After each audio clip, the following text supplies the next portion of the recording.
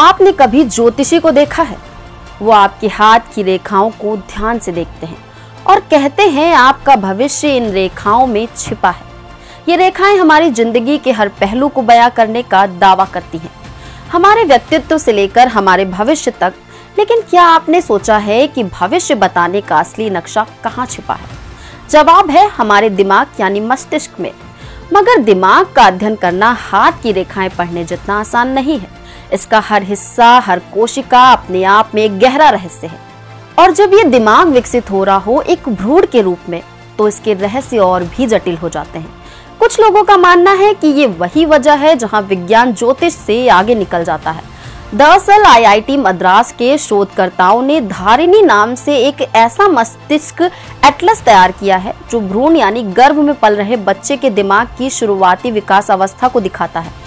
ये दुनिया का सबसे डिटेल्ड 3D मैप है जो दूसरे तिमाही यानी 14 से 24 सप्ताह के दौरान मस्तिष्क के बदलावों को समझने में मदद करता है। इस एटलस को बनाने के लिए मृत जन्मे 5 बच्चों के मस्तिष्क को 14, 17, 21, 22 और 24 सप्ताह की उम्र में बेहद बारीकी से काटा गया। आपको जानकर हैरानी होगी कि ये टुकड़े इंसानी बाल से भी पतले थे, लगभग 10 से 20 माइक्रोन। इन्हें रंग कर और डिजिटलाइज करके 3D मैप में बदला गया। इस प्रक्रिया में इस्तेमाल की गई तकनीक को IIT मद्रास ने पूरी तरह से स्वदेशी रूप से विकसित किया है। सोचिए, इतने बारीक और जटिल काम के बाद वैज्ञानिक एक ऐसा नक्शा बना पाए जो 5000 से ज्यादा ब्रेन सेक्शंस और 500 से ज्यादा एरियाज को कवर करता है।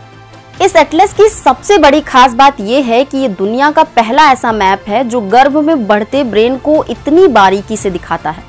इससे पहले ऐसा डेटा सिर्फ एडल्ट ब्रेन के लिए उपलब्ध था, वो भी 2016 में अमेरिकी एलन इंस्टीट्यूट ने बनाया था। लेकिन धारिणी सिर्फ डेटा नहीं है, ये एक उम्मीद है।